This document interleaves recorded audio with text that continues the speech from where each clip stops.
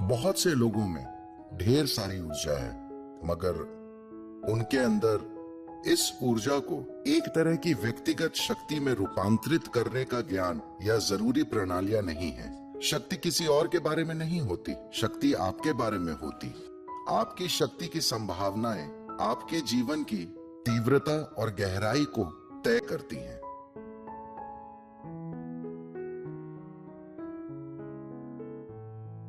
और ये भी तय करती हैं कि आप अपने जीवन में जिस क्षेत्र में काम करना चाहते हैं उसमें कितने प्रभावी होंगे।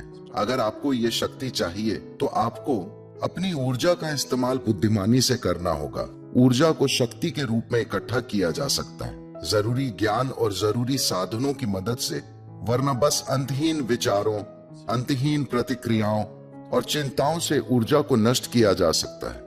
मैं चाहता हूं कि आप अपने दैनिक जीवन को ध्यान से देखें। एक सरल सी चीज, बस मान लीजिए दिन में आप कितने शब्द बोलते हैं। आप कभी गिनते नहीं। आपको ऐसा करना चाहिए, आपको गिनने चाहिए। कल एक अनुमान लगाइए कि सुबह से रात तक आप कितने शब्द बोलते हैं। परसों उसे 50% तक कम कर दीजिए और वही चीजें कहिए। आप लोगों से संवाद खत्म नहीं कर रहे हैं, आप अभी संवाद कर रहे हैं, मगर 50% कम शब्दों के साथ। आपकी भाषा कौशल निश्चित रूप से बढ़ जाएगी और आप देखेंगे कि आपके अंदर काफी व्यक्तिगत शक्ति विकसित होगी।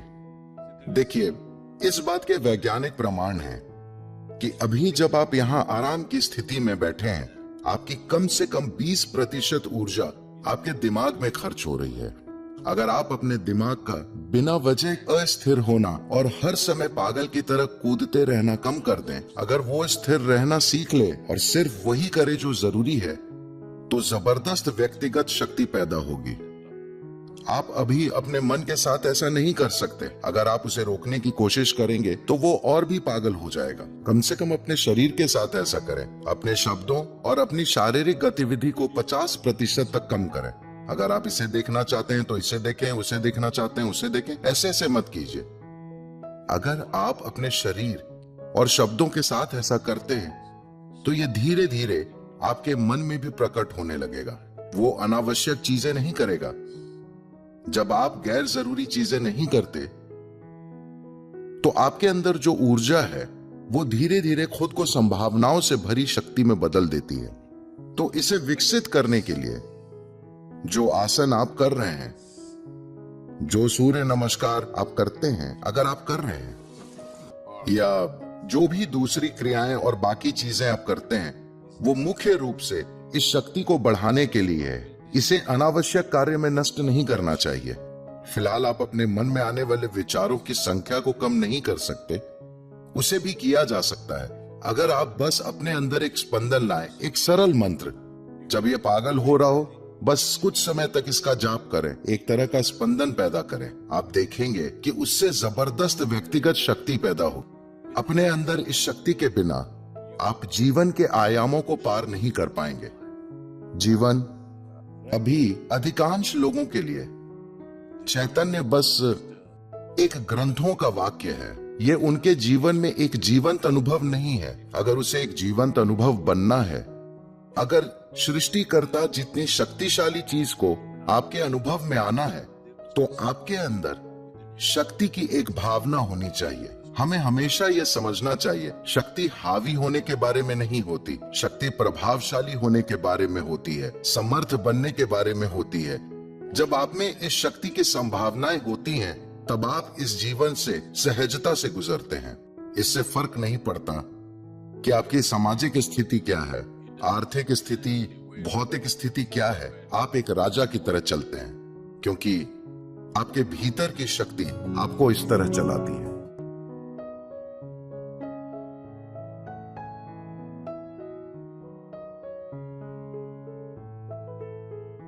अपनी साधना पर केंद्रित कैसे रहे? केंद्रित रहने के लिए जरूरी है कि आप जो भी करें उसमें गहराई से शामिल हो। एकाग्रता लाने का प्रयास मत कीजिए। किसी भी चीज में पूरी तरह से शामिल होने की कोशिश कीजिए। अगर आप किसी चीज में गहराई से शामिल है तो एकाग्रता अपने आप ही आ जाएगी। जहां आप पूरी तरह शामिल ही नहीं है, वहां अगर आप केंद्रित होने की कोशिश करते हैं तो यह एक तरह से यातना होगी, एकाग्रता नहीं आएगी। उदाहरण के लिए अधिकतर बच्चों को उनकी पाठ्य पुस्तकें यातना लगती है। इसका यह कारण नहीं है कि उसमें जो लिखा है वह रोचक नहीं है। कई अद्भुत बातें छोटी सी पाठ्य पुस्तकों में भरी होती है, पर उनका लिखे जाने का ढंग ऐसा होता है कि वे रुचिकर नहीं लगती। यह बस इसलिए है कि वे उस ढंग से लिखी जाती है। अगर आप बच्चों को किसी चीज में पूरी तरह से शामिल करा सकें तो आपको उनकी एकाग्रता के बारे में चिंता करने की जरूरत नहीं है। वे एकाग्रित होकर पूरे समय पूरी तरह से उसमें लगे रहेंगे। यही बात आपके लिए भी सही है। अगर आप किसी चीज से जुड़े बिना और उसमें पूरी तरह से शामिल हुए बिना उस पर केंद्रित होने की कोशिश करते हैं तो यह सिर्फ आपकी यातना को बढ़ाएगा, ये आपकी खुशहाली को नहीं बढ़ाएगा। जब आप किसी चीज पर एकाग्रित होना चाहते हैं, उस पर एकाग्रता लाने की बजाय कुछ ऐसा होना चाहिए कि उसके और आपके जीवन के बीच प्यार का संबंध हो जाए। मैंने ये बात कई बार कही है, पर शायद आप एकाग्रित नहीं थे, ध्यान नहीं दे रहे थे। मान लीजिए आपको पड़ोस की किसी लड़की से प्यार हो गया। क्या मुझे आपको ये बताना पड़ेगा कि आप उस लड़की पर एकाग्रता बनाए रखें?